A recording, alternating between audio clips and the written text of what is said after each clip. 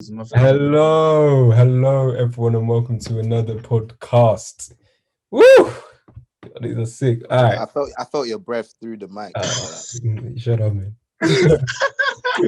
All right, today we've got another podcast. We're going to be talking, discussing. No one's bringing questions, just a discussion and overall chat. I hope you've been enjoying the rest of our podcast. If you have, be sure to let us know in the comment section. Like if you're new, subscribe if you're new, and share with your friends and family. But today, let's introduce everyone as we do. Cray, aka Cray. What's up? Oh, hold on. Let me change my name real quick. Okay, cool. Hold on, I'll be back. Hold on, 2 seconds. I got my full government on here, so I don't. These guys are frauds. These guys are frauds, fam. Look at them. Yeah, cool. Wait. Frauds. Yeah, I ain't fraud. I just don't want people to know my full name. Like, that's my full name, nigga. It ain't nothing. Okay, Craig, put yours in. Huh? Dave, put your full government name on there. Why would I do that? Thank you. Why are you daring me to do something that's not gonna benefit me? Thank you very much. We got Dre, aka Andre, in the studio, as you can see with his mic. Yeah. Speak some Oh, bro. No, don't do that. Don't do that.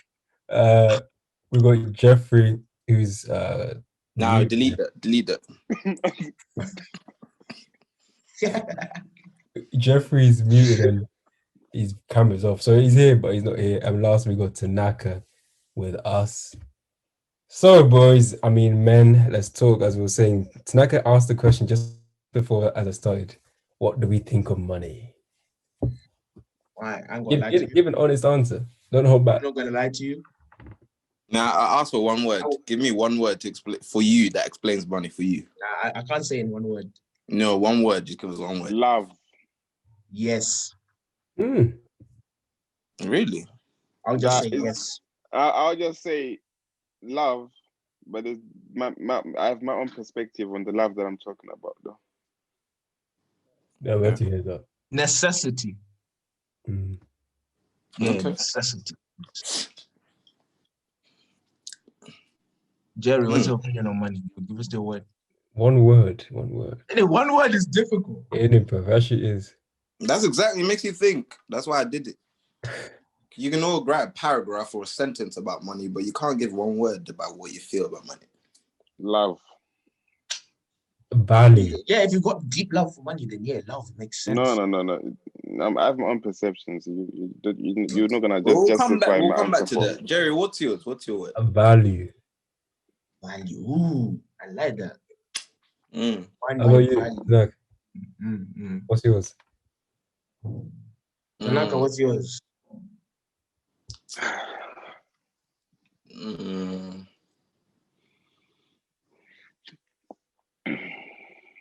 One word, bro. Hold on, man. Let him think. Systemizer. Systemizer. Okay. Miser. Koya, I don't know Jeffrey. I don't know where Jeffrey is. Let me go and Google it and make sure that word is actually real. Jeffrey. Reliable. I like that. It's a real word. It's real. My word's reliable. I like that word. I was gonna say loyal, but reliable for now. That's actually that's crazy. That's actually very that's a nice topic to jump onto right there about the loyalty of money. Is that why you think? I don't know. It's not gonna jump.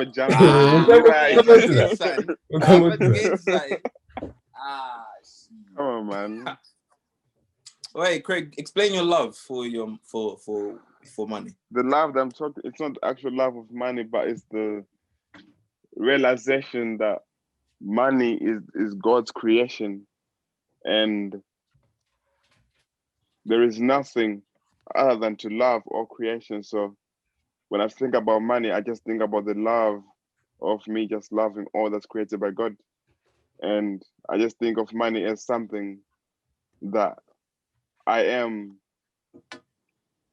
like, it's something that I have, if like, because obviously, you start judging about physical appearances, right? Like you don't believe something until you see it, right? So mine is with you. We kind of think of money as a physical thing, as a piece of paper until you. So it's like when you look in your bank account and there's no matching, you're like, nah, I'm broke, And there's nothing wrong to think like that.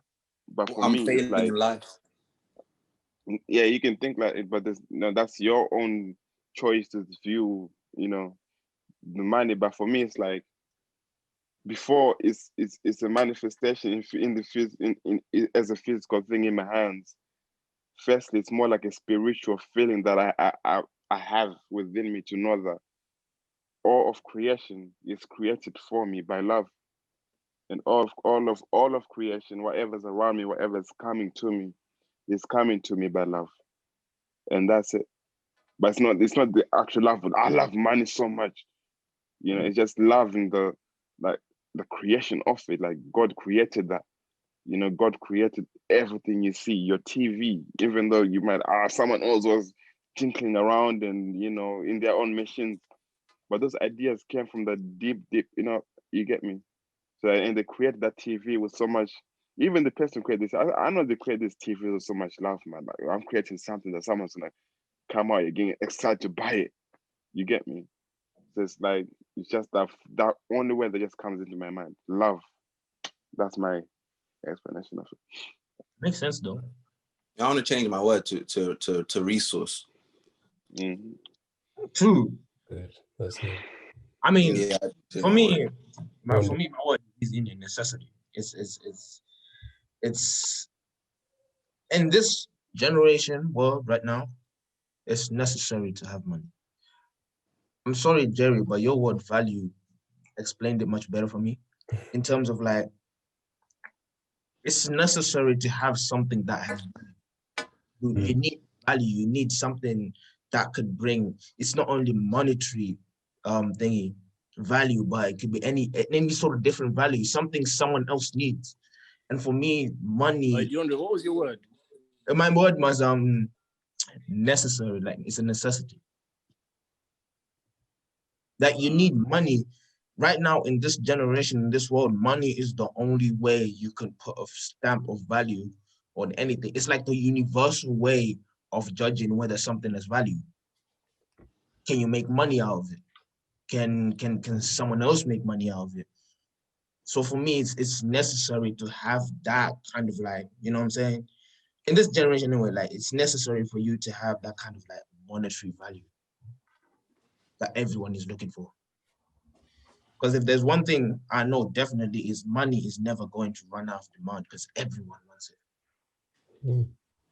That's what makes it a necessity. You need money. No matter what. No matter what type of life you live in, you still need money because that's what everyone views as value. Is money. Like money. That's it. Money is value. So it's needed. It's a necessity.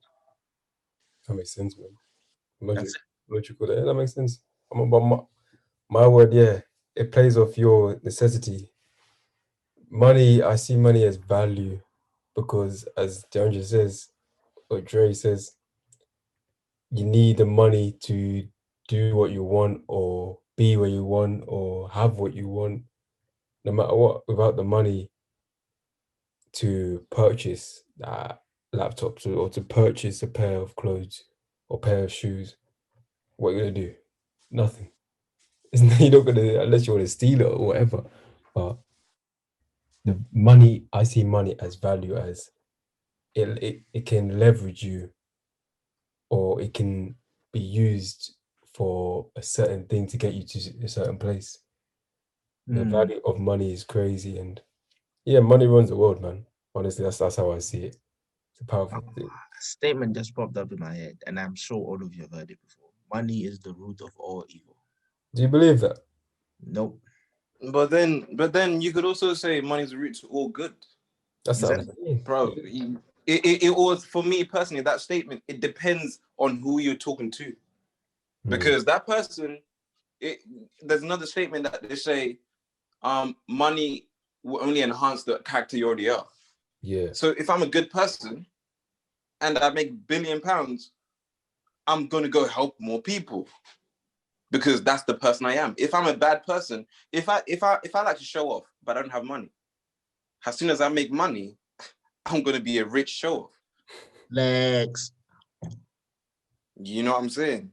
Big flex. If I'm a helper, I'm gonna end up being a rich helper. That's all it is. That's all that statement goes to. It only depends on who you're talking to. That's a good question. Explain yours. Anyways, I just want to quickly explain my point here. What I've just said kind of flows in straight with the concept of money being a resource. Me, if you ask me what I think about money now, I hate it with a passion, right? But going to what Craig was talking about, love, right? I love the creation, right? God created money. If someone came up with it and be like, oh yeah, let's make money. I'm sure the idea behind it was all right. It was good, whatever, good intentions. But what humans have done to it, that's what I hate. So now the fact that if that person has £1 million, they're doing well enough. They're there. They're doing all that kind of stuff. But yet they forget, that person could be £1 million debt.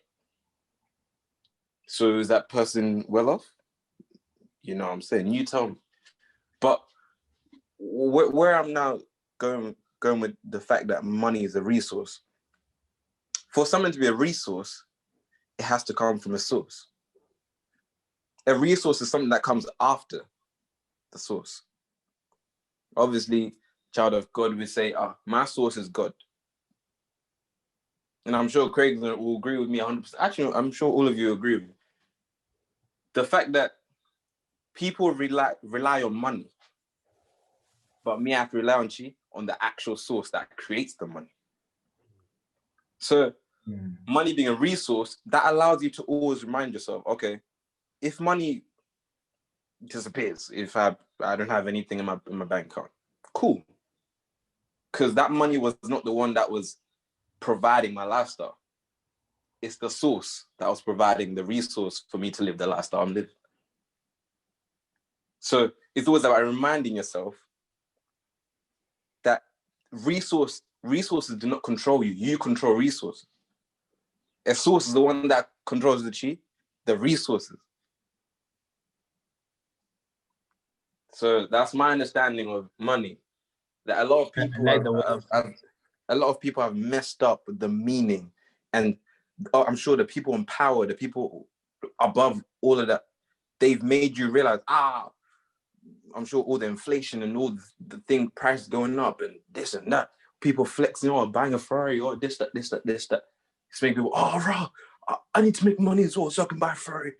And then you start depending on it. I was like, I need to make more money so I can go and buy that Bugatti so I can flex on those girls. I need to make more money so I can buy that house. So I can make more money so I can.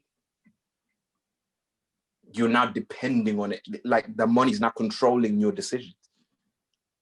So it's a good thing and a bad thing, though. No. But at that point, when you allow a resource to control you, you are now lost. Because where else? What are you gonna do when now money controls you? That's when people I've got $1 million right now. I've got 10 million, and you're allowing it to control you, right? Wait until that bank account goes to zero. I'll open this door right here. Why? Because that's what was controlling me. That's what I was relying on. That's what I was depending on. So when I come back again and say, money is the resource to me. Money is something I step on to allow me to do things. I step on it. I put it on the floor and I let it do the dirty work. I just step on it. But what I rely on is up there. That's what I rely on. If the money runs out, cool. Everyone's gonna lose money at some point. Am I gonna kill myself every time I lose money? Am I a dickhead? True. So it's just one of them ones that, like, money's been misinterpreted in a way that people believe money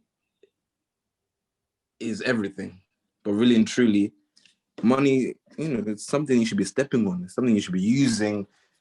Like, we're supposed to use it, right? So how is money using you? So that's just my understanding of money. And I just not wrong. Like, yes, people should acknowledge that money. Jeffrey. Oh yeah, Jeffrey needs to answer his word.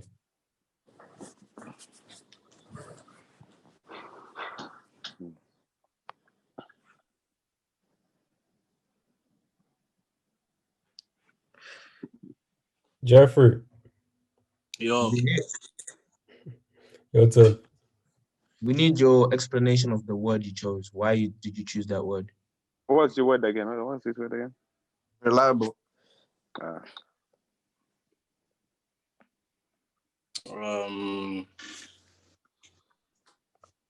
I'm pretty sure everyone has a definition of reliable, but No, it isn't. Why? Okay, to be honest, his word is easy. It makes sense. Money is reliable. You can rely on it. Let me explain.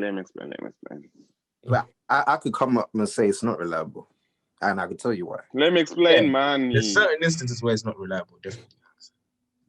We all know, man. Let me explain. Explain it. Money's reliable in the sense of most things that you need in life have a cost. Most things that you need in life are not free. So money's there to get you those things. Money's there to get you medication. Money's there to get you business investments. Money's there to get you clothes. Yeah, that's just my explanation behind it. Like, it's reliable. Like, if you don't have money, it's difficult to get what you need. Obviously, if you're religious, then you're religious. You rely on God or what you believe in. So that's obviously what people would say. But I'm just saying, in an answer of this, that's my answer. But yeah, I got a question to ask you to tender as well, or Jeffrey, sorry. You said loyal, money's loyal. Like, we can all discuss it, but why did you want to say money's loyal? I said that because money can't cheat on you. Money can't leave you unless you choose to do that. Like, you have control over money. You know what I'm saying? Mm-hmm. I like that. I like that. Money. No. I can get why you would pick that word, in the sense of you have complete control of where your money goes, and your money would never. I mean, yes, money can deceive you. I ain't gonna lie to you. Money can deceive you. Money can make you move. Yeah, but that's not the money doing that. That's just your mentality. Yeah, but your mentality is influenced by the money. The fact that you have a lot of money is gonna make you act different. Money has no power. Money has no power unless you allow it to have power. I wouldn't say money's loyal neither. No, but I get the sense of, like, you have control of money if you know how to control it. If you say money is loyal, then I don't even think money you can even describe. I'm just saying loyal because, like, yeah, but I don't think money can even have an emotion. Yeah, it has no emotion. I guess you can only define money on who is using it. So it then goes back to my form that money is a resource. Because at the end of the day, money's only going to do whatever you want it to do as a source. Yeah.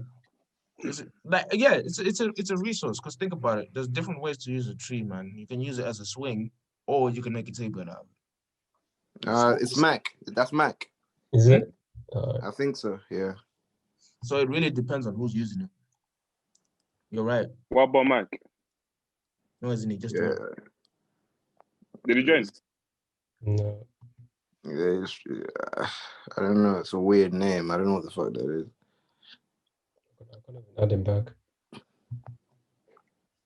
Oops. But we'll say it's alright, but he has to come back. He might come back. We'll see. But Craig saying money doesn't have power. No, it doesn't. But what did you say it does? Money rules the world, man. Guys, listen. Money does not rule anything.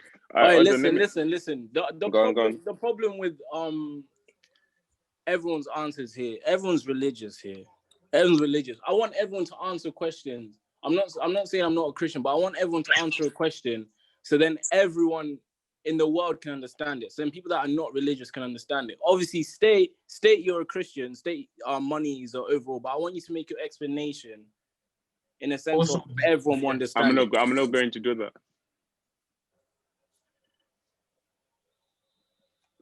That's not going to be I'm not interested in people's ego way of thinking. At that point, you're being fake for other people's sake.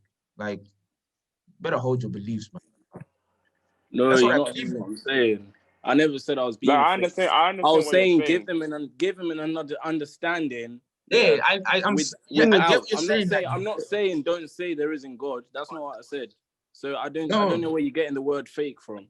No, like I'm saying give them what you're saying is like an explanation from a different perspective. That's what I'm saying. Together, fam. They don't shove and listen to each other, fam. No, listen, nah. Right, let me explain what he's saying in it.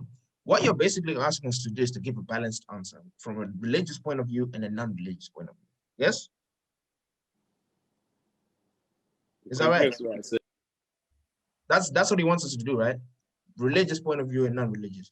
But at the same time, I'm going to have to draw to the conclusion of my religious side because that's what I believe in.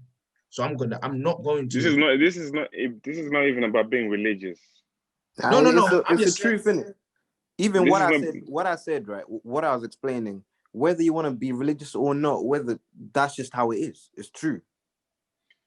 It's not about being religious. There's only two things it leans onto. Is it the ego you're speaking about? Is it earthly? Is it like more like an ego belief, or is it like a true belief within your own self? It's not about being religious. The Bible must say this or whatever religion you believe must say that and that. But it's only comes down to what do you deeply in your own soul feel or think. It's not about religious really. Religion is not playing this unless you wanted to. Pagazia. That's it. We're leaving it there. Welcome, Mac, to the podcast. Go, Mac. Your wife is looking at that. What's wrong? Your wife is looking at that, but it's a good old. All right. Let me jump on to the next one. Hold on. What's going on? Actually, no. Yeah. Since you said we might let this be a discussion thing. Whatever questions. Yeah, like going on to what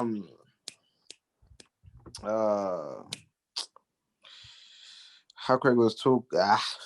Obviously, niggas start chatting about religion, non-religion. Don't do this. Say something for everyone to understand. Whatever. Okay, so let's say you're in a position of let's say everyone knows you. Let's say you've got social media or whatever, and then you're asked to make a statement on a controversial subject. Okay, let's say controversial subject. Leave it at that because I know where you're going. Okay. Yeah. I give you example. Give you example.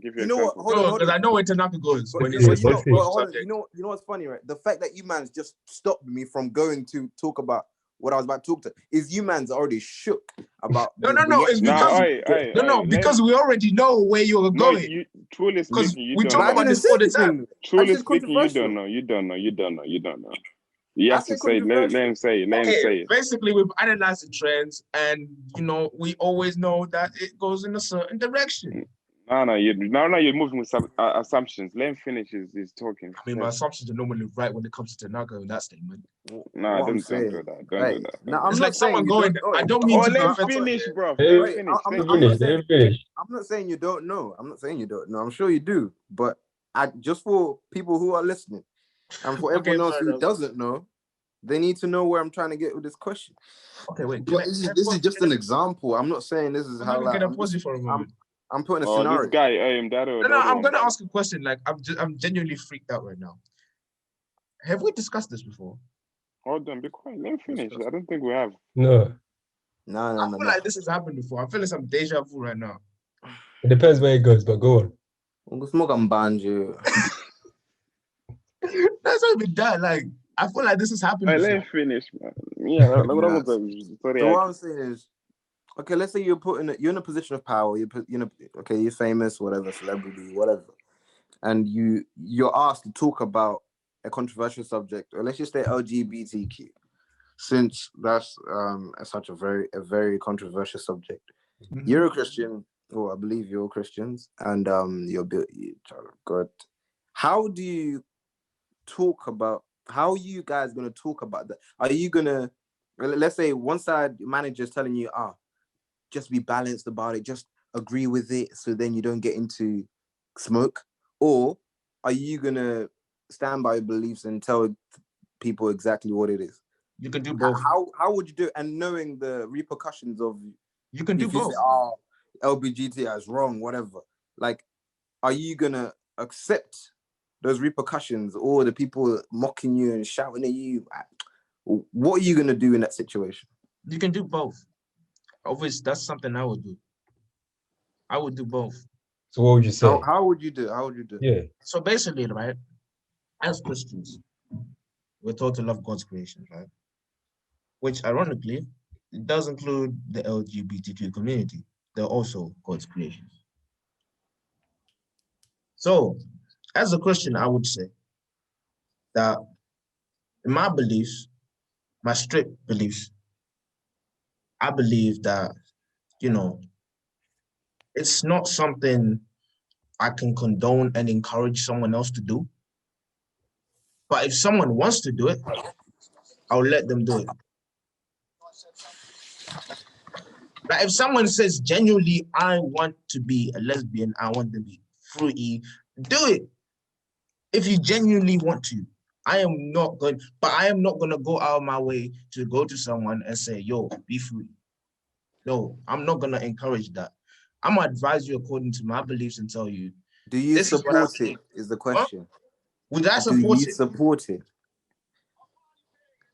Would I support it? Like, that's a question.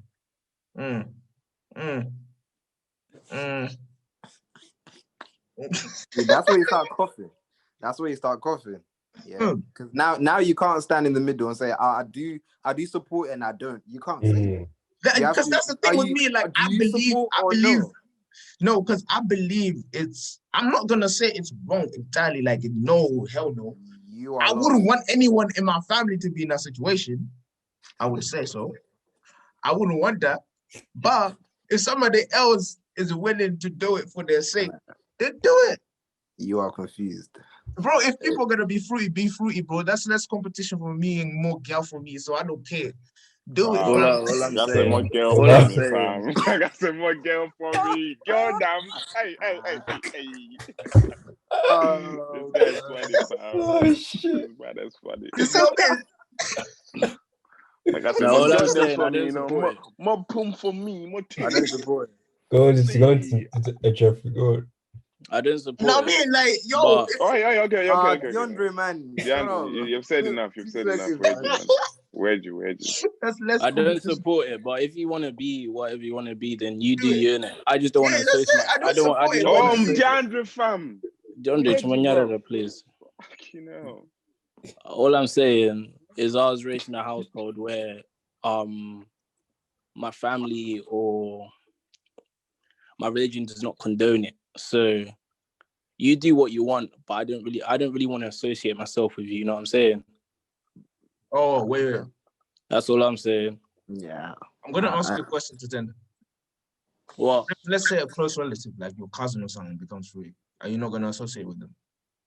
No. I'll tell him what going.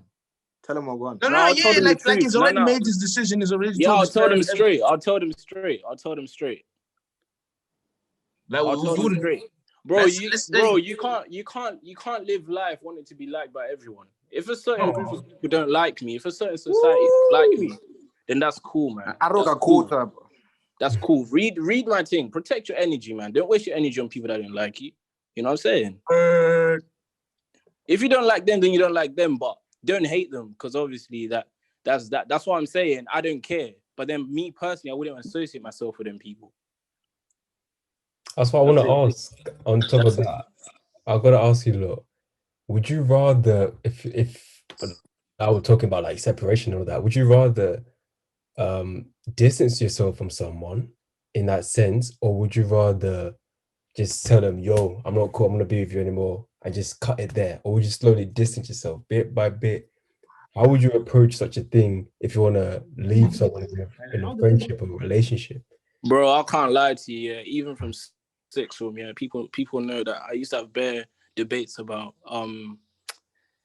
you know, like gay, straight, lesbian, same thing. But yeah, bare people used to know that. Like, I used to get in a lot of arguments with people. Yeah, like I was straight with people. Like if you didn't end up liking me at the end of the argument, then that's you, innit? That's you. We're just gonna leave it there. So I'll tell them straight. I can't move away, otherwise they won't know why I'm moving away from them. You know what I'm saying? They'll just start making assumptions. So I rather just tell them straight, like, yo. But if they want support, if they want money here and there, I'll send them money. It's not like I hate them, but I just don't want to associate myself with you. You know what I'm saying? I think my perspective, it would be me, I like to be straight up. I'll tell you what, going. I'll be like, yo, it will be a case of coming from a place of respect, because regardless of if they're doing something I support or not, you still have to respect the person regardless. Like, that's something that you should always do. As long as that person's obviously respecting you, like, obviously that's another story. But coming from a place of respect and love and kindness. So, yo, G, what you're doing right now, yeah, I'm not gonna lie to you. Like, I'm coming from a place of love, and I really just want to share with you. I would rather not move away, but I'd rather tell you what going. Like, if I don't want to start moving mad for no reason, I'll tell you what going. I'll be like, I don't like what it is you're doing. I don't support it, but at the end of the day, I still respect you. I still love you as a human being. Your choices are yours, but I'm just telling you from my own perspective, I do not support this. And then ask them, yo, if this friendship is going to continue, it might not continue because I do not support what you're doing. You know what I'm saying? And it will just be like a case of, I respect you, but we're going to have to cheat. We're going to have to separate ourselves a little bit because I do not support what you're doing. And that'll be the end of that. Whenever you need help, I'll help you. If you need money, I'll give you money. Whatever it is, support. I love you. I still love you, but I can't be in the same. We're not on the same level anymore. What you're doing is not what I'm trying to do. So it's always about, like, just letting them know 100% where you're coming from. That you don't hate them, yeah, because you don't support them because a lot of people will be like, oh, he doesn't support me because he hates me. He's racist or whatever. But then you have to tell them. You have to, like, kind of hit every mark. Be like, okay, cool. I don't hate you. I still love you. I care about you. Da da da. He just doesn't support what I'm doing. That's it. And then let them know about that and be like, okay, cool. Say no more. Let me know when you decide to stop doing what you're doing. Then we're gonna pattern up. I guess like confronting them is it works, but for me, like, it's not about something that works. I don't care, bro. Like, if you've made your decision, I do not care. Make your decision. Like, if you're gonna be free, I don't care. As long as we make one thing clear, that I'm not on the same wavelength as you. So do not act as if I am at the same wavelength as you. Right? You don't be hella fruity, close to me, all of that, blah, blah, blah. Like, I'm not on the same shit as you. You know what I mean? Like, I would love to establish that first. I'll be like, cool, we can be friends. Like, we can do the rest. But we're still maintaining boundaries and shit of what the way you look at me. You know what I'm saying? Like, that's the shit that I'm on. Like, if we used to play basketball together, bet, let's go play ball. I'm not gonna end a friendship based on, your sexuality. Like, come on, bro. Okay, you made your decision. Cool, make your decision. I don't care. But just know, in certain situations, like your whole life, like your love life and shit, I'm not interested. Hey, DeAndre, can I just say something before you move on? Yeah. Obviously, it's because you have not been put in the situation, but I don't think your friendship will be the same. Yeah, especially it won't be with the your same. beliefs, especially with your beliefs and their beliefs, your friendship will not be the same. Like I said, it won't be the same in terms of like. It's almost like you're forcing it. The friendship will be forced. It will be forced. That's what I'm telling you. It won't be a friendship anymore. It'll just be like, I just want to keep you company. That's what it is. Like I said before, right? If we used to do shit together the whole time, like we used to play basketball, etc., I'm cool with doing that shit. Obviously, if you choose to distance yourself from me, fuck that, do it. But you will not, like, I will let you know whether I feel uncomfortable or comfortable with you in certain situations. You know what I'm saying? Like, if you're doing the hella like movements and shit, I'll be like, yo, bro, I don't feel comfortable with you right now. I'm gonna move away. I'm gonna distance myself from you because what you're doing right now is making me uncomfortable. But if you're acting more normal and shit, like, you know what I'm saying? Cool. Normal. No, I mean, I won't view you as normal because I know who you are, but. Joey, give us your point. All right, let's jump on. I got a question to ask. I got a super point in there. Oh, point. You want me to get a point? Oh, yeah, shit. point in that. Point us in the right direction. My bad. That was to run away from the situation. Like, come on, man. Nah. Well, with the question I asked, shit. You know what? Hey, actually, to be honest with you, yeah, I don't think I didn't really answer Tanaka's question of like being given that platform. Me personally, like answering the question properly, that was just me like speaking my thoughts, yeah. But answering Tanaka's question, yeah, properly, is I'll be open about it and be all I'll say is I'll respect whatever you guys are doing if you respect my religion. My religion doesn't condone this. You can't be trying to put stuff, you can't be trying to change the way of my religion just for you guys to feel comfortable. For you. Yeah. Because I think that's a big thing that they've been doing. Because remember, I don't know if some of you saw it. They tried to make some if Jesus was gay Netflix show. Yeah. But then if I was to do if Bruce Jenner was not transgender anymore, documentary, you know what I'm saying? You people would get hate for that. You'd get hate for that. But obviously because the Christian community fought back. But the fact that they put it out there, it shows that that point is disrespecting an entire. They're trying to change everything. They're trying to change everything. That point, just so then they can fit in with them. So I'll just say, if you respect us, is that what Tanaka was saying? Like you got like I'm pretty sure everyone was raised knowing to respect everyone. Like I'm not gonna go out. Like, I've told many people I don't condone it, but I'm not gonna go out there and say to a gay guy, "Yo, piss off. I don't want you here." I'm not gonna do that. I'll just let you be in it, but I don't want to associate. I do not want to associate myself with you. That's what I'll say. Because obviously you gotta have that respect for other people because he's a person or they're a person. You know what I'm saying? But if they're not gonna respect your religion or say you're discriminating, then surely they're discriminating your religion. But yeah, you get what I'm saying? You get what I'm saying? I think what you're saying. Answering Tanaka's question about being given the platform, that's exactly like if I make it up there to be known, I'm telling you that's the first thing I'm saying. That is the first thing I'm saying. So then everyone can hear it. Like I said, if I get hated, cool.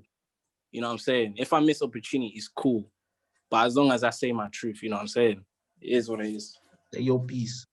I think that's the perfect thing to say. That's because a lot of people, you can have an opinion for something, and a lot of people want to judge your opinion, right?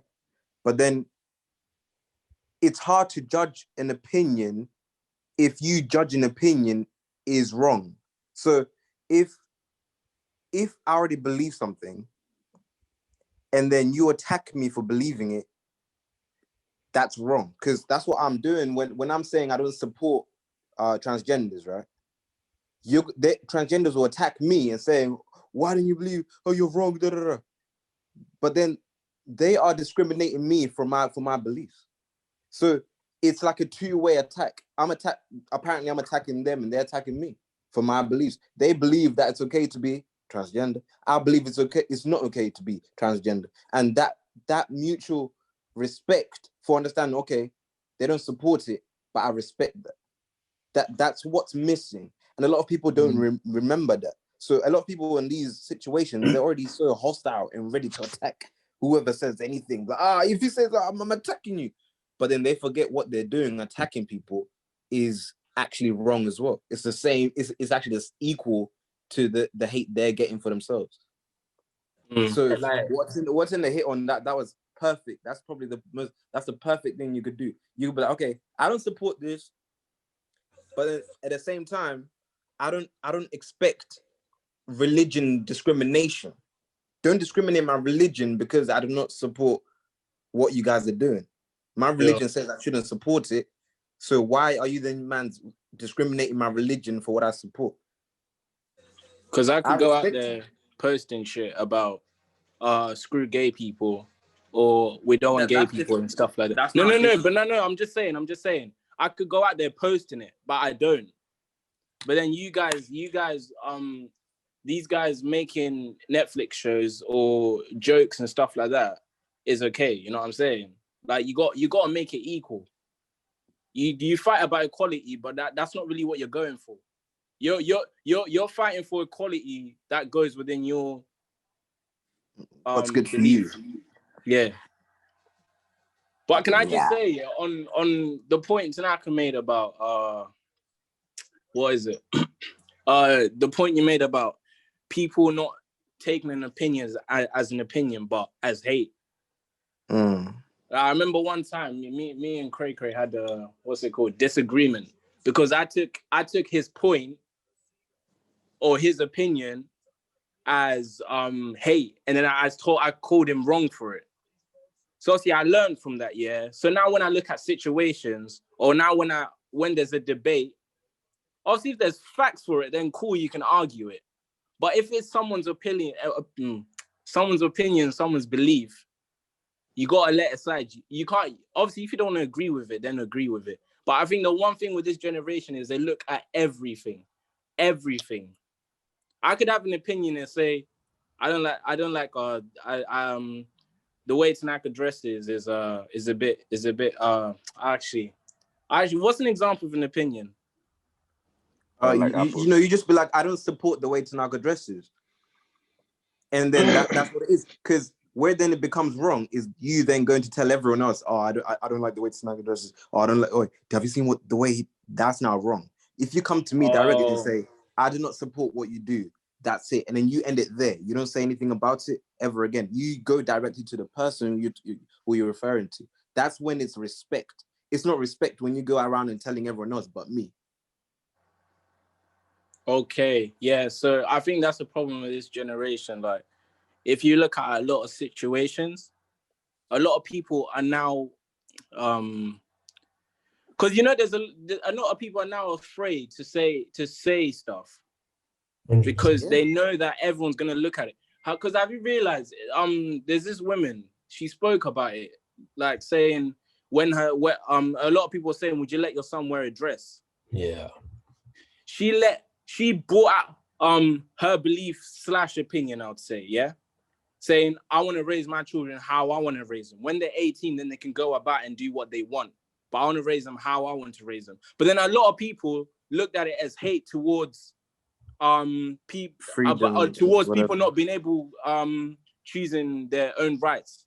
That's how people looked at it. They didn't look at it in a way of, it's just her belief. You got to accept it. The same way some people accept that we're black. Indian, British, trans, gay, lesbian, Christian, Muslim. The same way people accept that is the same way you gotta accept some other things.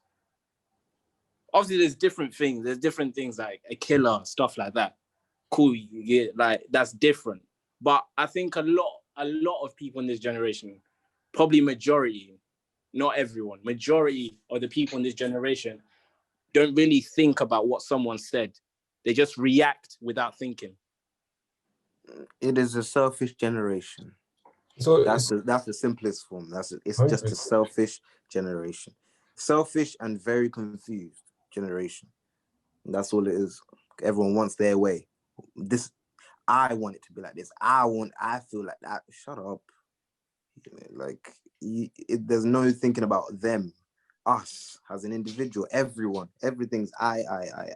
How do we feel? How do we think about black people? What do we think about gay people? What do we? But do you ever ask the gay people, hey, how do you feel? It's never about how do you feel. It's about how I feel, and that's the problem with this generation. Anyways, Jerry, let's go. I was gonna say on top of that, like it's all about the clout. It's all about my name being out there or that person's name being out there for saying that, for just pointing that out. Like, why are they talking about that? Why do they not put that? Why do they not consider us? This is that.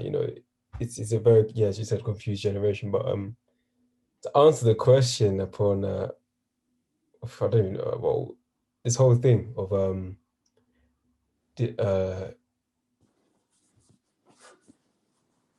not closing down a friendship or relationship.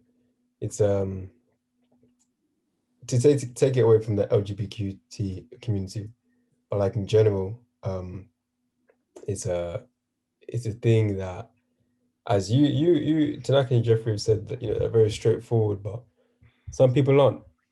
Some people aren't straightforward, and I believe it's not always easy to finish a friendship, because friendship brings value to someone's life. As Tanaka once said on this podcast, friends and family are the reason why we enjoy the things of this world. Money, clothes, holidays, is because of them. So I know I'm going off the whole thing we're talking about, but the question I asked was, how do what's better, to distance yourself or to just be straight up? And you two said straight up, but I've always thought creating a gap is more effective than stamping something. I don't know why. Well, I believe that's because if slowly because everything's almost a progression. Everything we do in life is you have to do one step, then another step, and another step. So if you do that with a friend or someone, or anything, or anything, any venture you do, you, through progression, you're able to do it better and easier for the other person's feelings and this, that. But yeah, that's my opinion upon the whole thing. I hope that makes sense upon it. Is it really a friendship if you didn't know that they do something you don't support? But that's the thing, because how much do we know how much do we know about one another? How deep does your Much as that person allows you to see, really. exactly, how much trust or willingness of one to say, oh man, this is what's happening? Because I truly believe nobody fully states, yeah, this is exactly what's happening in my life. No one's ever going to fully open up to a friend, or even in a relationship. There's some things you have to almost keep back for yourself, which is a shame, because we should talk about everything and let it all out, but there's also some things that just can't be said sometimes. And it makes you question, where do I go from here? These thoughts in my head, I want to express this out, but what do I do? This thing is, it comes down to the person who you're expressing them to, because it's not everyone's gonna understand your story. It's not everyone's gonna be able to to put themselves in your shoes and give you like back constructive point of view or perception that can actually help you like look back at your own situation and try better them in a way that's actually gonna change how things are going for you. Not everyone does that, because most people you must start talking to them, but then it's nice you start talking about yourself because you want to help they begin to talk about themselves, what's going on in their lives. Now they switch up the whole thing like, oh, so you got that fucked up shit. I'm going through the fucked up shit as well. My shit going like this. Then it's like no one is really listening to one another. There's no really like, I'm being a student. I'm here to learn from you. Can you listen to me so you can give me some constructive information? But if you put someone, if you grab someone who's really, really an intensive listener, like they listen to you, they hear you, then they give you constructive judgment back to you without trying to like make themselves also look like they are also dealing with something, but they just become put themselves in your shoes and just listen to you, your emotions, the way you're speaking and everything, so they can get a bigger picture and paint a bigger picture. I'm telling you, even the people who are not able to open up, they'll open up to that person because they'll feel like this person has become so vulnerable to them to receive all that they have to express to that person. But like most of the times, it's not really like that's not the case. The case most of the times, like as soon as you bring up something about yourself and you want help, the person speaking to, they literally cut you right there and say, "Oh, I'm dealing with something worse than you're dealing with." And then they start talking about their story. Then it becomes more of like, I told mine, you told yours. It's not really like no one is trying to learn. No one's trying to look in between the lines and paint a bigger picture of what's going on. I was gonna That's ask. my opinion on it. Yeah, I was gonna ask. So Yeah. I know I would easily say, that's this generation, but do we believe we blame a do we blame a lot of these things the way we are upon our generation and culture, or is it Talk. true? I don't think it's a generational thing or culture thing. It's more like It's psychology. Sorry. yeah. It's pretty much It's psychology. it's like this. It's just more like an egoish thing. It's selfishly. It's selfish. Like it's in a selfish way. Let me explain where. Because go on. Let me just explain where it comes from. It's what's the number one thing that you 100% know more than anyone else? You know everything that's happening in your life more than anyone else. So because of that, we have this ego, we have this pride that says, okay, if someone asks, that's why a lot of the times, I don't know if you mans know, but like a lot of the times it's easier if let's say you're having a dead conversation with a girl or whatever, the easiest thing to do is let her talk about herself because that's the thing she knows the most. So when you want a girl to talk, let's say the conversation is dead. Okay. Oh, what do you do? What do you enjoy doing? What do you like?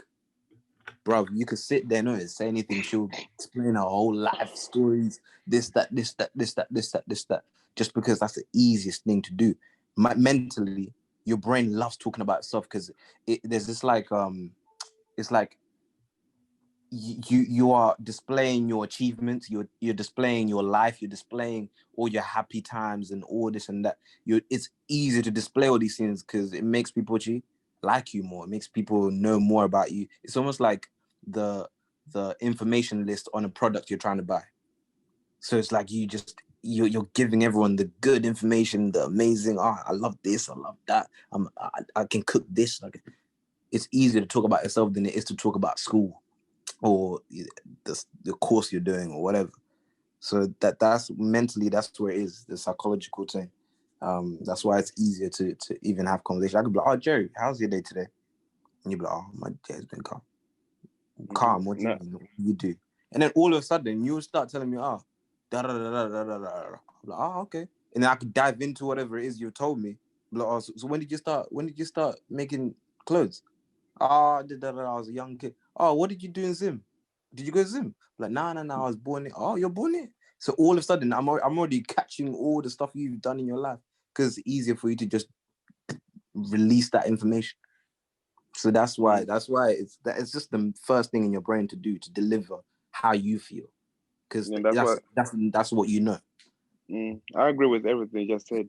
That's why I said, like, it's a selfish way of, like, it's a selfish thing that most people carry with them. You know, like, it's that like everyone's trying to tell their story. No one's trying to listen to anybody else except for their own, because that's the only thing, like he said, that you know. That's why, like, like if you read that book, How to Influence People, whatever, it literally said, you know, if you really want to influence someone, just get them to speak about themselves. And when they speak, just listen and treat everything they're saying to you as if it's crazily amazing. It's blowing, like, it's like treat them as if they're so important. You know, like, treat them like that, right? And get them to speak about themselves, because that's all they want, because everyone wants to feel like they're important, like they want to feel like their stories, they matter, you know, to the world, whatever. So everyone's looking for that little praise. They're looking for that little bit of you know, wow, you know what? That's an amazing thing you did right there. How did it make you feel? You know, da da da da da. And they'll keep going deep and deep. Before you know it, they've gave you all information about themselves. You now know how to pick in, you know, to hit, you know, which buttons to play with, or you know, da da da da da. You now know everything, because everyone is just selfishly, mostly interested in themselves, what they are going on. They just want to tell their stories over and over again. They'll never get tired of telling their stories. Never. You get me? Just a selfish, egoish thing that's just going on. Like, I want someone to just come and just say, I this. Like, if you give someone money in the streets, then you take a pic, and you might say, I'm just trying to, you know, put some ideas in other people's mouths so they can do the same thing. But truly speaking, all you want is people to see that today. They're trying to flex. Exactly. It's like, today I've done this, guys. Can someone clap their hands for me? Can someone, you know, just come in, just whisper in my ears, I'm amazing, or something like that, right? It's that craving, that selfish craving. Just, I don't care about you. Just come and please me. Come and please my flesh. Come and please my ideas, my life, my story. It's the most amazing, not yours. I want to hear that. You get me? So it's really easy to really influence someone when you just get them to speak about themselves, because they'll tell you things that they wouldn't tell someone who doesn't ask them about them. And they'll start opening up books by books, page by page. You know, they'll talk about da da da da da da. Before you know almost everything, and you know which buttons to pick. You know how to get them to do something for you by just simply just saying a simple thing, and that'll just trigger them, like, oh, right. You get me? So that's selfishness. You could argue and say that's why a lot of girls get hurt by mandem. Just because mandem know how to cheat. Mandem don't like talking about themselves as much as girls do. So it's easier for. I don't know why. Now, this is my understanding right now at this moment. When it comes to women, that, like, there's this, like, in this world, like, we're so programmed to think, like, as a man you have to be so masculine, you have to be so cold, right? As a feminine, like, as a woman, you're taught to be emotional, loving, vulnerable, right? But me, I would probably say, like, if you're a guy, you have a balance of the both, like, really have a balance of the both, right? But mostly it's just like toughness, coldness, right? But the women, because they're more programmed to the emotional side of things, they have that vulnerability to open up to people, right? Because they want to be so transparent. They want to be so, like, so open to you, so that you can truly see far beyond the body, right? Because first of all, women, to the eyes of the men, they're like a piece of meat. You know, if they look good, you're like, you start drilling around in it. So the vulnerability allows you to see far beyond the body. You see, like, the amazingness of them. So in doing so, when in them opening up, you get all the little things, da da da da da. But it's not, the guys not doing the same thing, because guys are like, nah, I have to be cold. She doesn't need to know this about me. You know, she doesn't need to know that. So they're always tucking themselves in. But women are like coming out here and be like opening up. So then you can see far beyond because as much as they love being looked at in an attractive way, like in a body way, they want to be seen as more than that, all the time. They want you to see them and view them with a bigger perception other than, oh, she's she's like a finance, big bunda, titties. And that's all you can see. They want to like see more than that. Look at me and see like I'm this amazing woman. So that vulnerability they have, that feminine side of them, to be able to express who they truly are without ceasing, without worrying so much about, like what's the other person's gonna think. Because transparency always attracts, man. Like when you're transparent to something, it always attracts, it always attracts the person you're speaking to. It always gets to them. So that transparency right there and the vulnerability, most guys take advantage of it, because guys, they're more like, I want to be cold. I can be opening up to a girl so quick. I can be showing her this side of me, this emotional side of me. So, but they just focus more on what she's saying to them and how can they manipulate her information about herself to favor them in their own desires and their own wants. That's my understanding for now. Tanaka, you wanted to say something afterwards, or? Hmm? I was gonna Sorry, say, what was it? you were gonna say something with Craig before.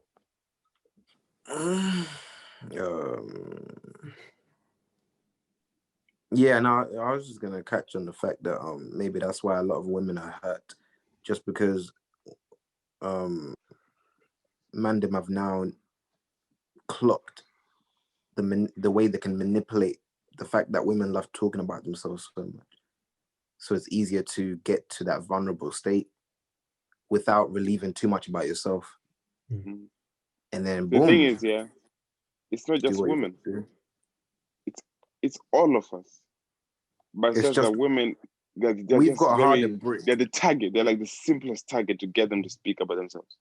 You get me? Compared to like a guy, because guys, come on, every guy is always, hiding the emotions. They're always hiding the tough, the things that they don't want to show to people. Always hiding them. They don't want to talk about them. They don't want anyone to hear about them. They always want to show the side that they are somehow tough. They're somehow living that life that everyone else wants to live. They also want to show the best picture. They also want to wear a certain character, a certain personality in front of others, and they cover everything up. Whereas the lady, she's like, she knows she's cute. She knows she's if she's cute, she knows like, oh, I'm attractive, da da da da. As much as she enjoys you looking at her drooling, she's like, I want you to see more. Mostly when she likes you, she's like, I want you to see more than just a piece of meat that you just want to take a bite. You get me? She's like, I am more than that. There's more to me than just this body, back, ass, da da da da da. So they're always willing to open up, and like guys were more willing to, like, most guys are mostly willing to just, nah, I'll hold back. I'll just show you. I'll show you this kind of person today. Tomorrow I'll show you this kind of person. This moment I'll show you that I can be this kind of person. But for now, I'm like, But the women is like, everything at you, throw it at you. Grab it all, just all this information, and you like, just like that, you get it. But everyone is literally like that. Even men, like if you get men to be emotional enough, to be vulnerable enough, when they're talking, they'll start talking about things that you wouldn't like. You would be like amazed, like, yo, well, they'll start opening up so much, and it's just crazy. But it's a little tough for the guys. It's a little tough. So that happens. All this happens in different stages of a relationship, though. Is the opening up, the talking deeper, finding the roots of all that person's desires, wants, needs, not dislikes, all of it. It happens the deeper you get. So it's the thing you have to like learn to do almost with one another, like build that trust. Because if you think about it, like, as men, we always want to protect, not just others, but ourselves. Mostly ourselves. Mostly, we don't want to be played around with some things. We don't want to be fooled around with some things by being so, emotional and opening up and just like that. So that little wall that you put that you put right there so you can protect yourself. Eventually, like in a relationship, it will start like going down and down and down and down. The more you get to trust the person, feel comfortable around them, and know that you can open up and they can listen to you, not judge you, and put themselves in your shoes, understand where you're coming from, and how they can best help you in a way that's actually gonna be impactful. Like it's gonna do something for you. So like most guys, like it's just that protection thing. Like I wanna protect me, and they wanna know the girl so they can also protect the girl. You get me? It's like that stuff. Good man, 100%, 100%. Anyone else? Is it DeAndre, Drake, Jeffrey, Mark. are you alive?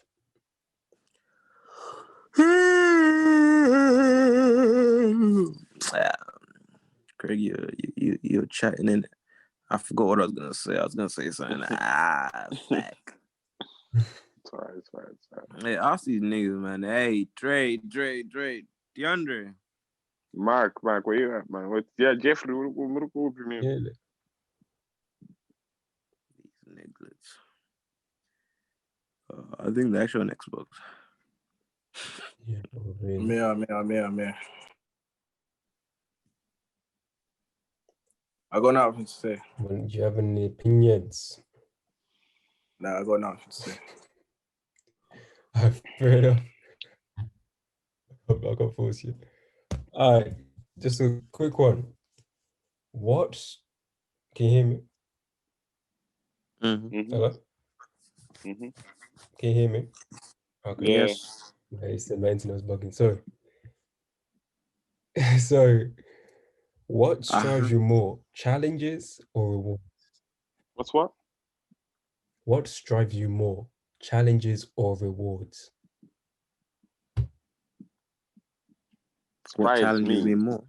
drives or strives? Strives, yeah. What pushes you? What'd you say? What strives you more, challenges or rewards? Everyone's quiet. Wow, you're thinking, I'm eh? trying to think. Think Like, about it. Think about it. What strives you more, challenges or rewards? You could say I'm sure for a lot of people it's both. Mhm. Actually, I'm lying. For a lot of people, I'm sure for the bigger percentage, it's the reward. But along the way, the challenges become enjoyable. I would say the experience, So the that'd be learning, challenge. So Hold that'd be the on. challenges. Hold on. I'm I'm not. gonna choose this. I'm not trying to feel it. I'm not gonna feel it as a challenge, but I feel like the learning. Like being the student of whatever it is that you're doing at the time until it's done. Then it's like what you learn from that thing. It doesn't have to be a challenge or anything. It's just like that experience of just being there and doing that, knowing that when it's done and when it's finished, there's a great lesson or something that you're gonna have when it's over. It doesn't matter if it's rewards, whatever, blah blah. That can come, that can look good, feel good, whatever. But most importantly, it's that lesson. Like there's something that you're gonna pick from there that's gonna become part of you. Something that you didn't know then that you know now, and something like you maybe your perception about certain things will probably change because of that experience and that just doing whatever it is that you did. Then you can choose to call it a challenge, whatever. It's simply up to you what you want to call it. Do you want to call it a challenge? So if you call it a challenge, it becomes like a tough thing, like it's something that you somehow is challenging you, like it's tough, like it becomes like something so tough. But if let's say you call it an experience, it just becomes like a natural thing that you're just doing. You just kind of flowing through it, and just knowing that each moment you are experiencing, you're living, you're creating, and you're learning. And even like you're learning and also teaching at the same time. Because you learn and you teach yourself. And when you teach yourself, you end up one day just teaching others. You know, so it's like it's like that. It's just all of that is happening in that moment. In more like an experience, you just kind of flowing through with it. But you know, it's up to you how you want to feel it. Mafunzo ziri simple mdara. Matara zibhayibheri you see, the thing is, when I start talking, I'm not even thinking. I'm just like, let it out. We get it. We get it. We love it. Hey. So if I'm somehow offending someone because of how long I'm talking, I'm sorry. Talk, man. Talk. We're gonna talk. This is just who you are. Oh shit. And I'm sorry. I'm sorry. I was out. I was on an important phone call. Yes, the question was, what strikes you? Do you want us to clap? No, I want the recap of what happened when I was missing. Nah. But that's what I mean. Some that. We'll talk about some stuff. But now the question is. Nah, he didn't miss much. That's what I'm saying. Like, just a lot talking about the same topic, really. The question is now, what strives you more, challenges or rewards? What strives you more, challenges or rewards?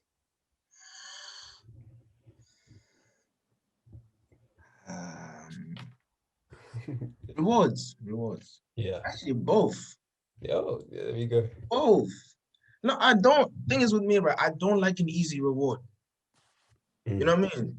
It's not a reward then if it's easy.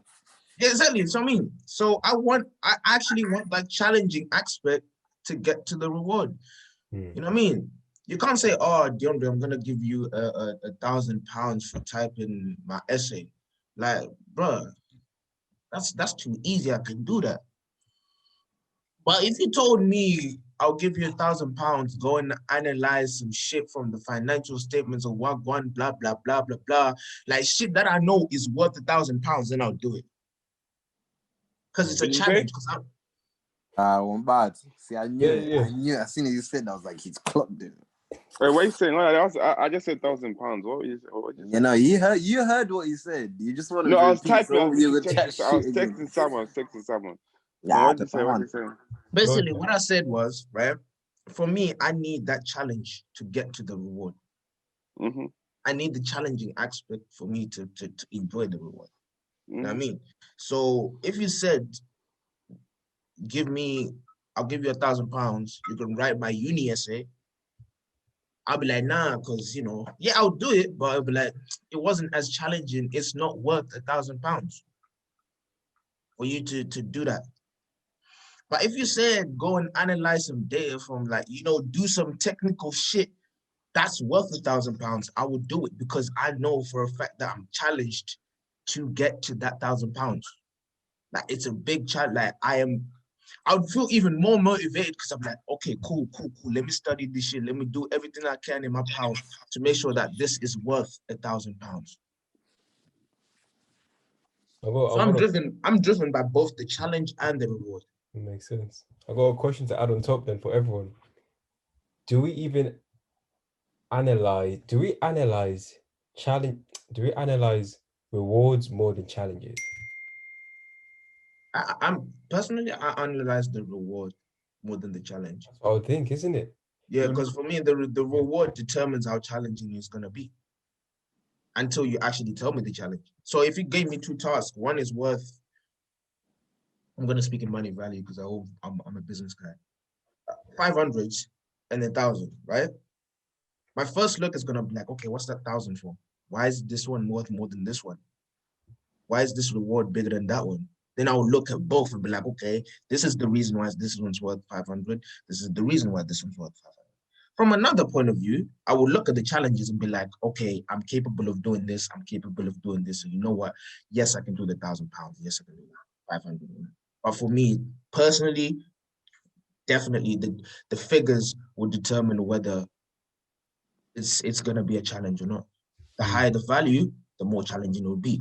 And for me, I'm going to be attracted to the high value, be like, okay, which one? Like, I don't start from lowest to highest. when it comes to getting rewards, I start from the highest to see, am I able to do this or not? And then narrow it down to a point where I'm like, this is the best task for me, because if I'm feeling lazy, I can still get some. If I'm feeling motivated, I can still get some. That's a strong mindset. That's a strong mindset to have. Like, I'm gonna jump in the deep end. Yeah, that's your type of mindset. I like that. I like that a lot. What round? because I don't like getting shit easy. Like getting stuff easy, just it's nice, but at the same time it bugs me because it's like that was too easy. Yeah. It still bugs me. Like, okay, if I can do it, 500 other people are doing the same shit, or 500 people are doing the other challenge and giving even better rewards. So why am I stuck here? So I'm the type to be like, you know what? Let's go for the big guns. Yeah, sometimes through the process of doing it, I'm like, you know what? Why the fuck did I be this Yeah, I was gonna ask. Yeah, you get those feelings all the time. That means you are working. Because if you don't feel like that, you're not working. That's true. I see when you face a challenge, that means you're doing the right thing. Yeah, when you're facing the challenge and you're feeling down, you'll be like, yo, this challenge ain't it. I don't want to do this no more. That is a good challenge because you are going to do it at maximum concentration because all you're thinking about is that challenge. It's the truth. That's it. Simple as that. Thank you, Drake. Hey, others, where you at? That's wonderful, man. That's wonderful.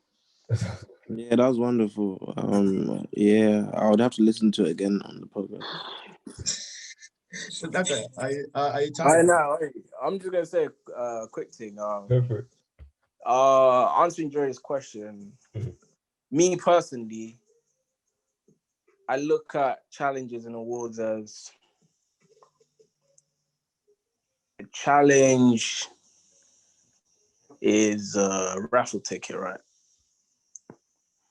So the more raffle tickets I have, then the higher chance I have to get that reward.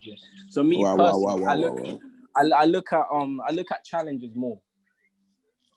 Okay, everyone here is in a different field. You got business people aspiring to be professional in music, professional in sport, entrepreneurs. Yeah, but me personally, because I have professional in sport. I look at challenges more. I'd rather overcome a challenge than look at the future because I know what award I want. I know the award that I want. So me being able to bench 100 is not really a reward for me. That's just me collecting a raffle ticket. That's just me collecting a raffle ticket. So then that award can just become closer. So me analyzing that award without overcoming my challenges, that reward is not really gonna come to me. You know what I'm saying? So I think it depends on what field you're in and Jeffrey, how comfortable, huh? Can I say something? Say. So you're telling me when you go to the gym, right? Look at how much you're benching, not what muscle you're working on. So you're telling me you don't go to the gym and be like, right, today I'm doing chest. My reward is my chest is going to look big. So I have to lift 100. Yeah, but you're not hearing what I'm saying, DeAndre. It's different. I want to be a professional athlete. For what you just said there, is someone whose overall reward is to have a nice physique. You get me? Cool.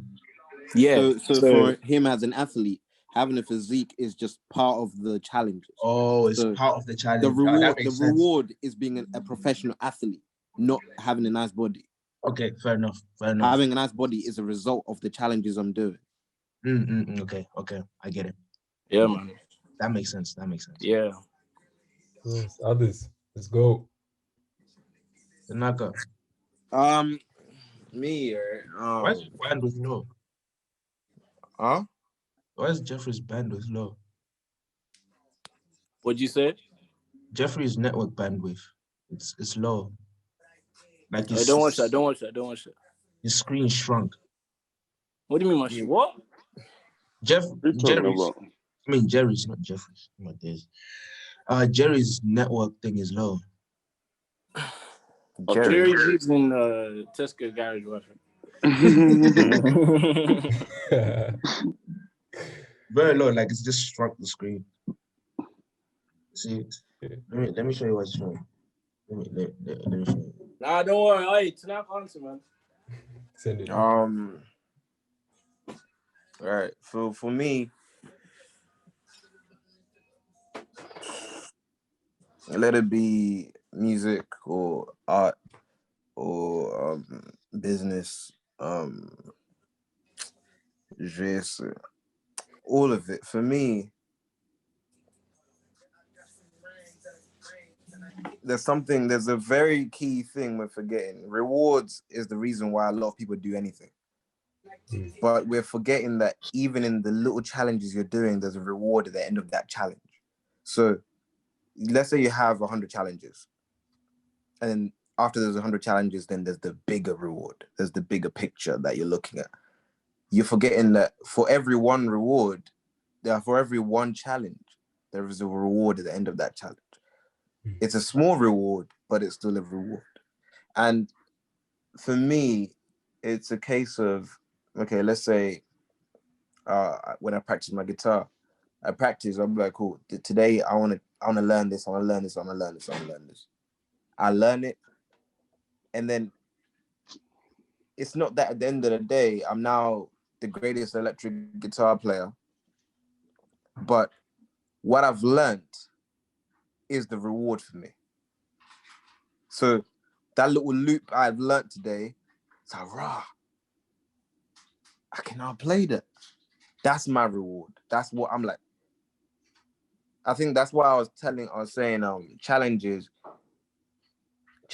are such a sweet spot, because once you complete a challenge, it's almost like I wouldn't even call challenges a staircase or a ladder, only because I believe that for every challenge you complete, it makes it easier for you to do the next challenge, even if the next challenge is harder.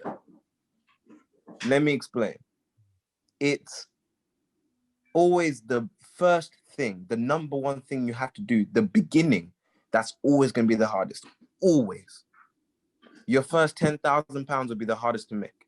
Your first £100,000 will be the hardest to make. Your first million will be the hardest to make. 10 million, 1 billion, whatever. Look at Kanye West. He became a billionaire, right? How long has his career been? Since what? 2005? I don't even know. 6, 7? So he's been around for time. And he's only reached that billion, 2019? 2018, 2019? So, and then now, from what he said, right, we then understand, in a day, his net worth rose in 3 billion.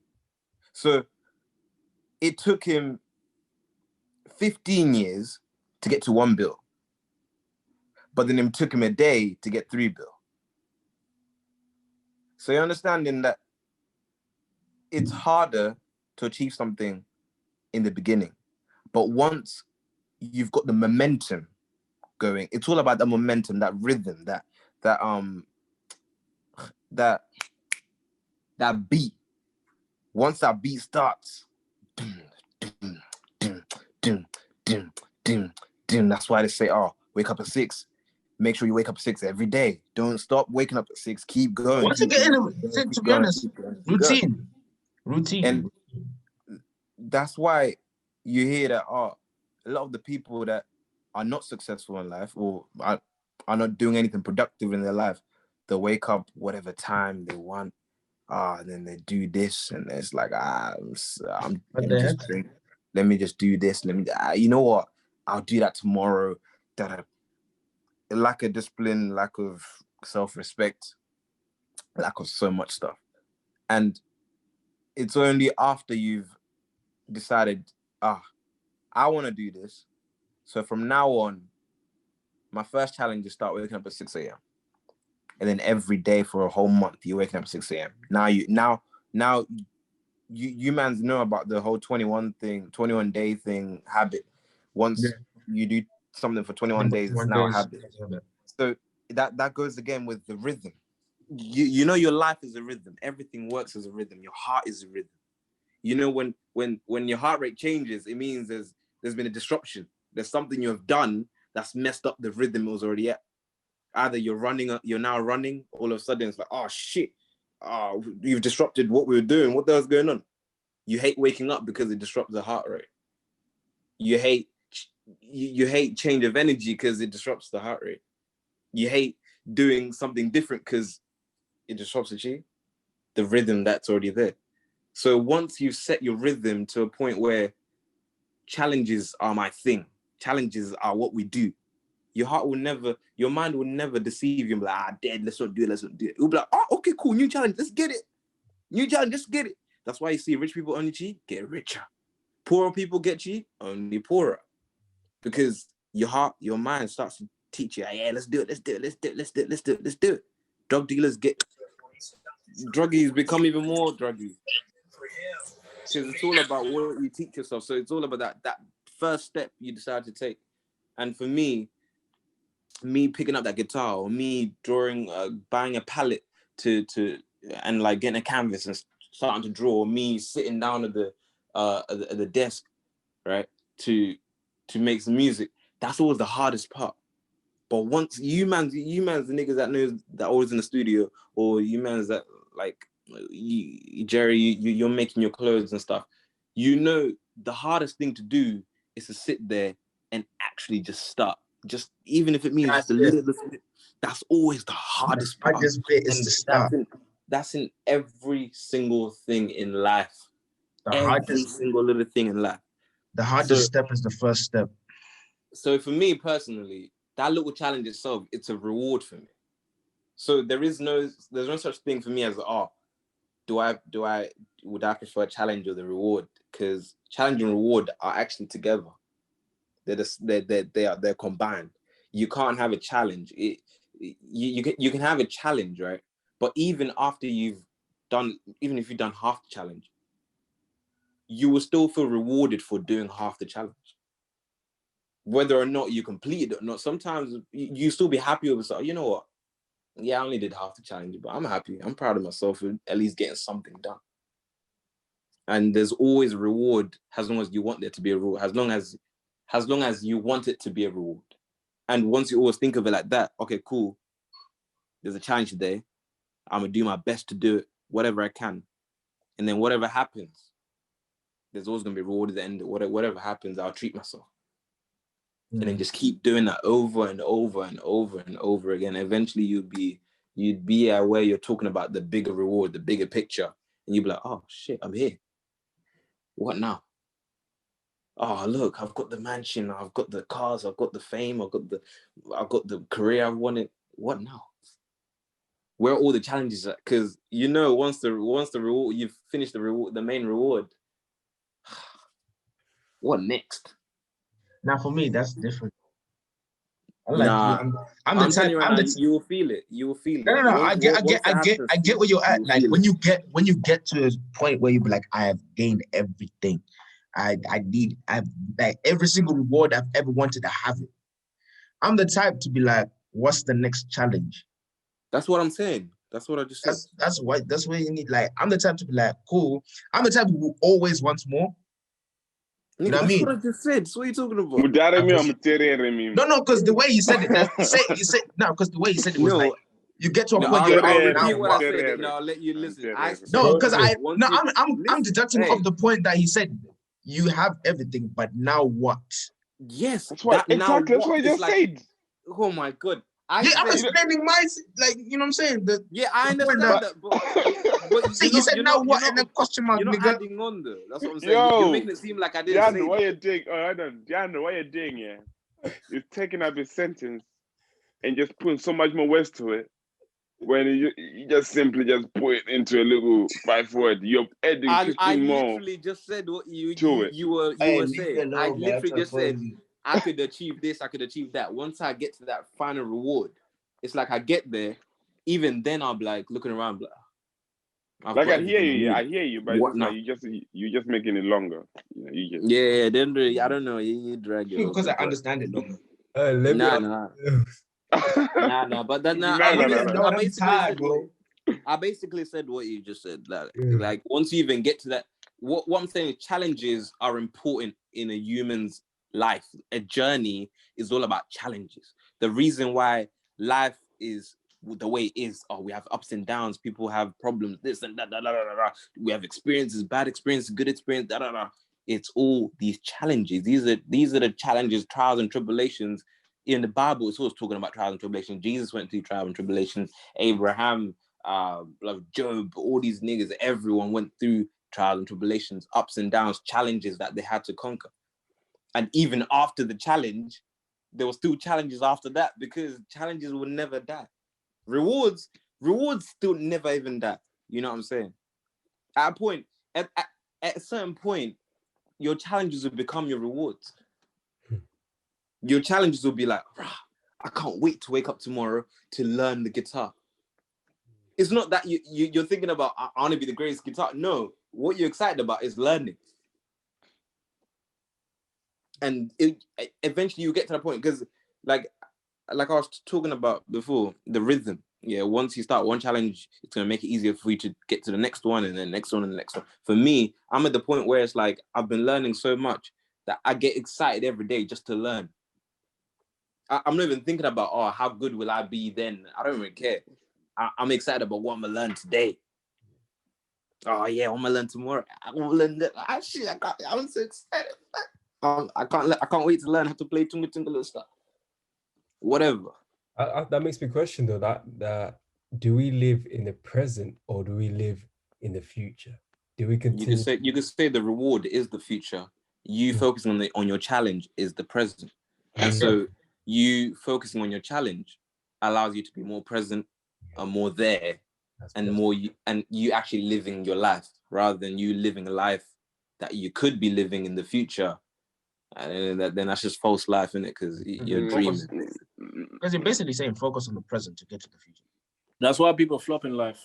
Yes. Because it's good to think about the end goal. Like, I'm getting what I need to get. Like, I'm getting a reward out of this. But in order to get to that reward, my guy, you have to face the challenge first. Yeah, the reason why a lot of people do it, because it's just a sense of motivation in it. Yeah, I'm not gonna lie, get there, motivation, but you don't do anything behind it, then sometimes I don't think it's motivation. Sometimes it's your life right now is down. You're either depressed or your situation right now doesn't look up. Everything's looking left. So when you look at your reward, it allows you to live in an alternative universe. Yeah. Like, okay, that's what my life could be. Oh, what would I do with 1 billion? Oh my God, I'll go buy the house. And then you that's when you start going to Auto Trader and start looking at cars. I'll buy this car. I'll buy this car. Because you're trying to like refocus your mind onto living the life you really want to be living. It's almost like you're basically running away from your present for a very temporary time. And then you come back like, this is my life anyway. You know what? Let me just watch Netflix. Good, yeah. Let me just Netflix. You know what? Dead. It's like, you know what you want, but you don't want it enough to stop and get it done for the present. It's kind of like you know what you want, but you're not willing. Yeah, you're not willing to do it. How do you keep saying the things out? I'm processing it, but I process it out loud. Okay. Process it out loud. That's why I'm like, I was watching this video. Obviously, I knew it before, but I had not really deeped it. You know what I'm saying? Like, talking about me when I said that, knowing your reward or seeing the reward that you could get is motivation. Yeah. And I think someone was getting onto DeAndre earlier about it, when DeAndre was saying that he's feeling like motivated and like feeling good, whatever. Like, motivation, like when you say, I need some motivation, I need to go watch a motivational video, you know what I'm saying? Like, motivation is just an emotion, you know what I'm saying? But I think a lot of people look at it as something, I don't know what to say. What? A lot of people look at it as I don't know. Huh? Fuel, would you say? People look at it as a skill to be motivated. Yeah, something like that. But then motivation is really an emotion, because like the same way Craig was like, oh, okay, give it a few days, and then we'll see if it still feel the same. You know what I'm saying?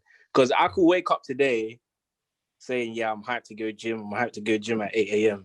And then tomorrow I'm like, fuck that. I can't be asked. You know what I'm saying? But then discipline is what kicks in. You know what I'm saying? Discipline, once you have that discipline, then motivation becomes more of a skill. Yeah, of a skill, because you can control it.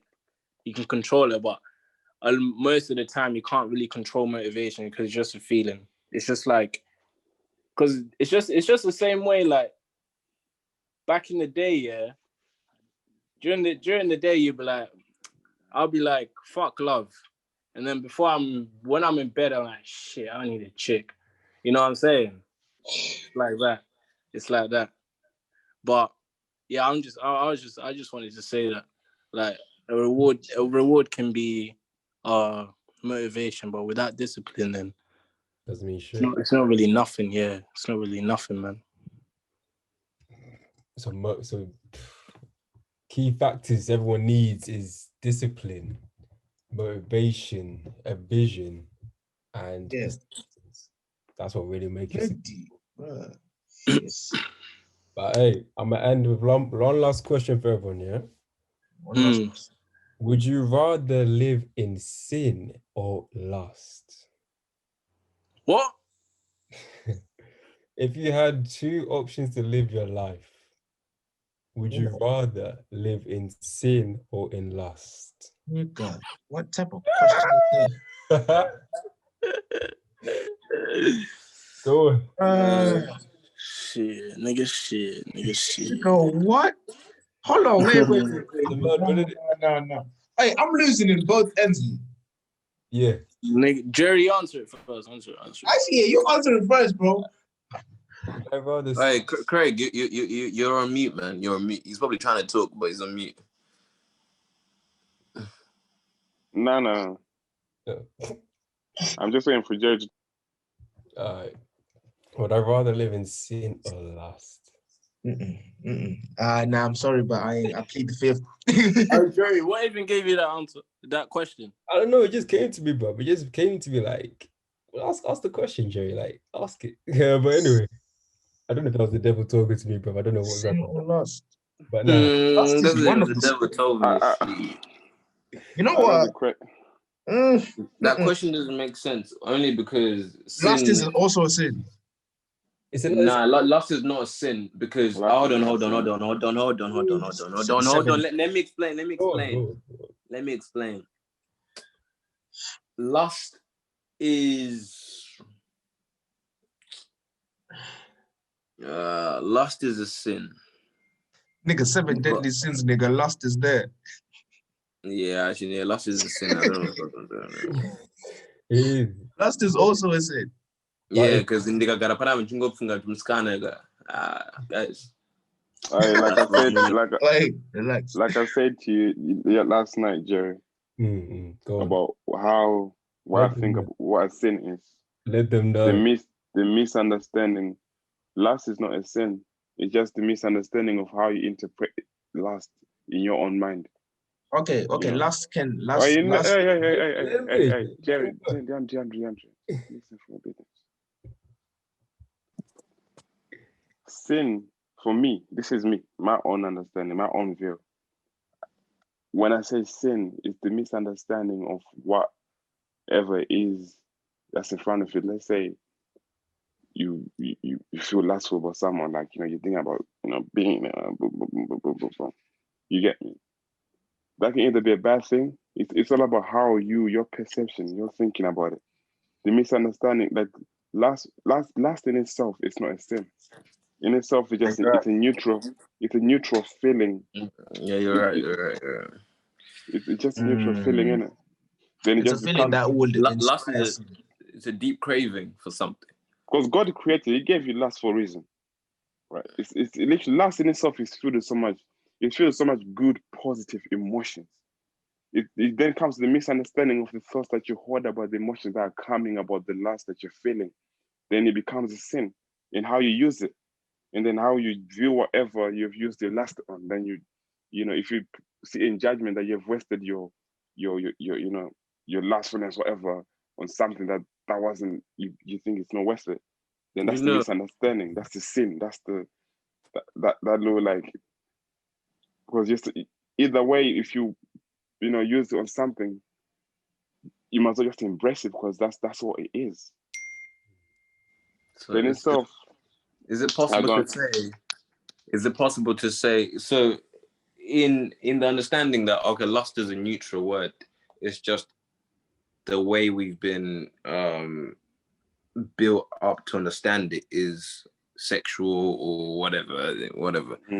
But you could say, I've got so much lust to help people, or I could say I've got so much lust for God.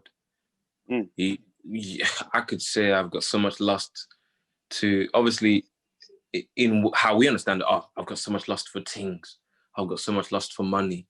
I've got so much lust for power. Like, my God, the way I can't survive. I need it so much. I need power. I need goldems. I need that. I'll kill anyone for goddamn. That's how it is right now.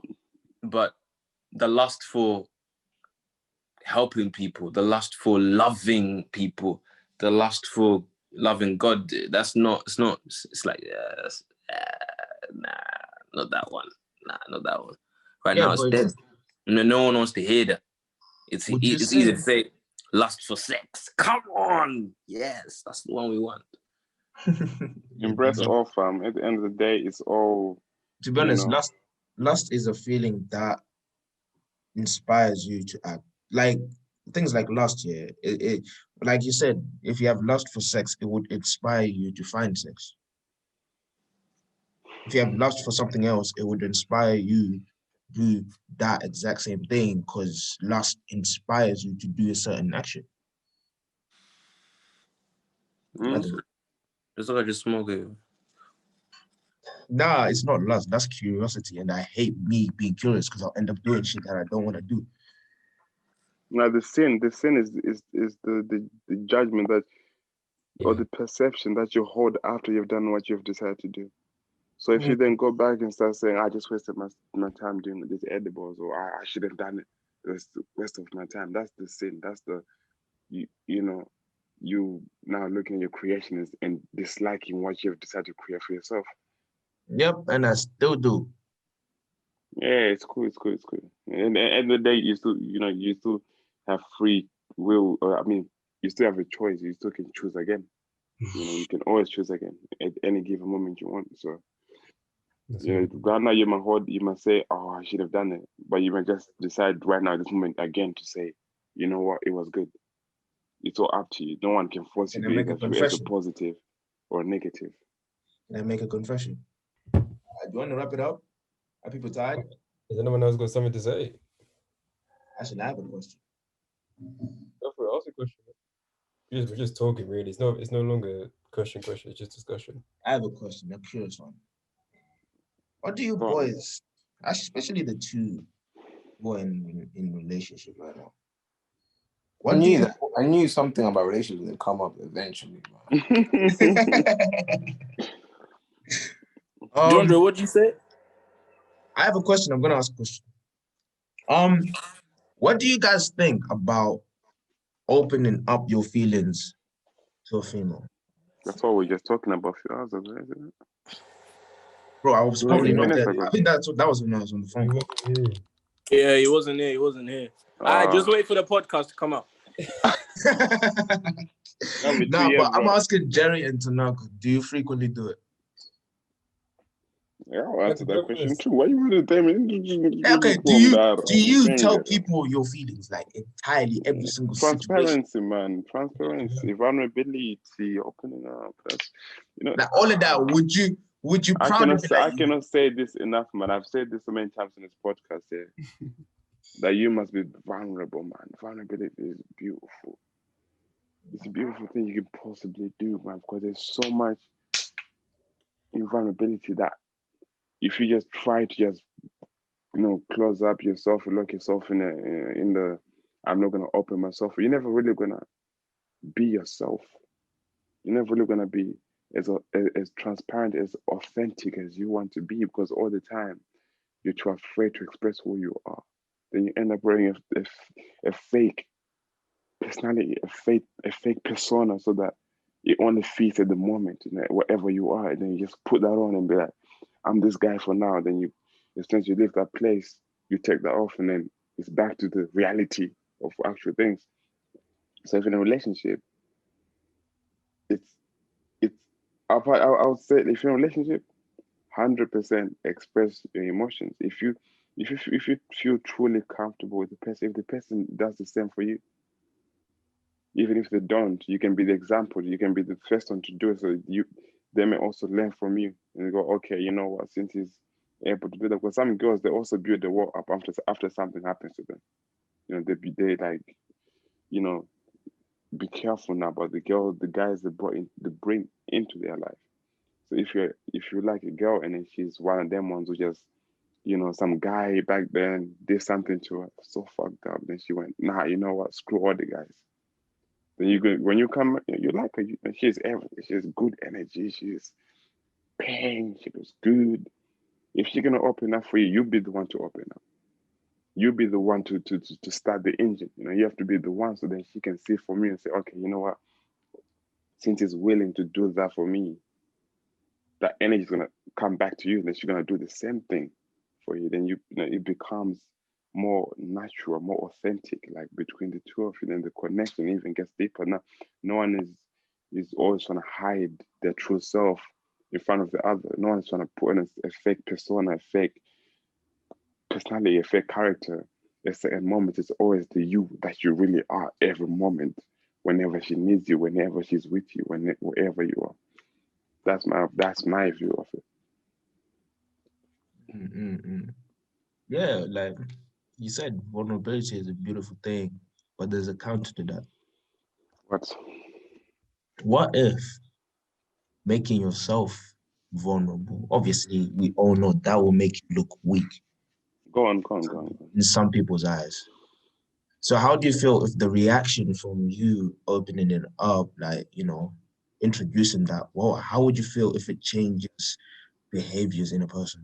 The vulnerability is the understanding that you gonna be as authentic as you possibly can about being who you are. You're not gonna care much about who's gonna think what, how to say it, why, when to say it. Oh, no. It. No, I'm not saying that.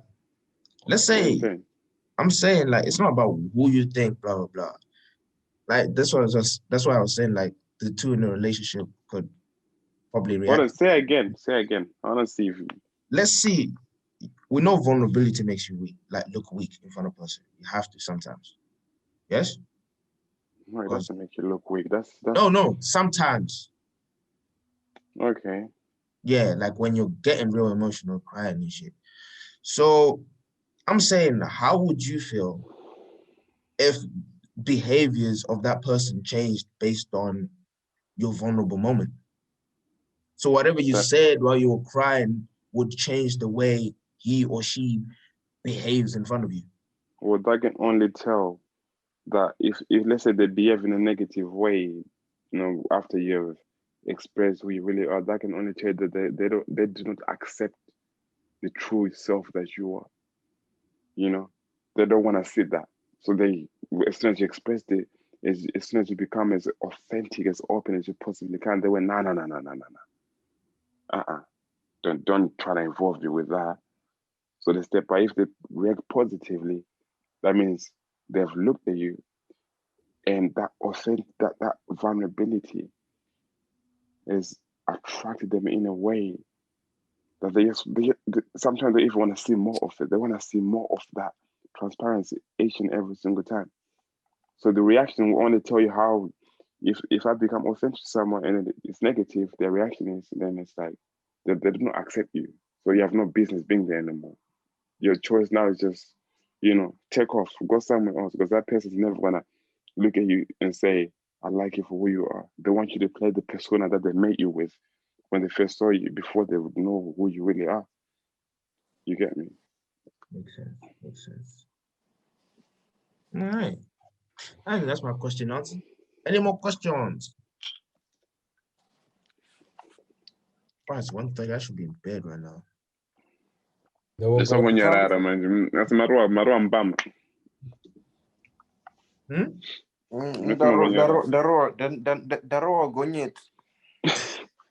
You know what's funny? Mark didn't say where this whole podcast. I mean, that's what I'm thinking. Like, where's Mark at? Oh my god. Where this nigga at? I just wanted to show face. Real quick. Mark. Yep. Guys, the effect has begun. I can see my eyes are... Oh, no. Yeah, they're very interesting. Oh, it's not time in the UK moves so fast, man. Ain't that, man? Yo, thank you everybody for watching another podcast from Boys to Men. Thank you for everyone here who came to participate or not participate, to come through and show up. If you're new, as I said, subscribe if you like it, like and comment down some questions, some topics you want us to discuss in the future. Keep a lookout. In the future, I'm gonna have a podcast on Instagram, so look out for that live on Instagram. I'll be coming out. But once again, that means I have to wait. What? Can you link your? Can you link Zoom to Instagram? Yeah, there's a way to do it. Right. So we're gonna have a podcast live on Instagram one day. It's gonna be crazy. Like we can see the comments and shit. Yeah. Right. Oh damn! Oh, I'm excited for that. We'll get that sorted. But yeah, thank you everyone for watching once more. We hope you enjoyed. If you did, let us know. And that's it. That's the end of the podcast. We'll see you in the next one. Peace. Cooking no gets a bitch wrong with him for. Keep it in. Nah, don't keep that in. Don't keep that in. Yeah, keep that in. Don't keep that in. Don't keep that in. Hey, nah. Keep it in for the bloopers. Wait.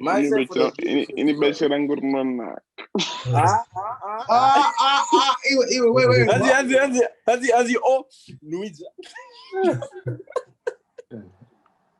It smells like water.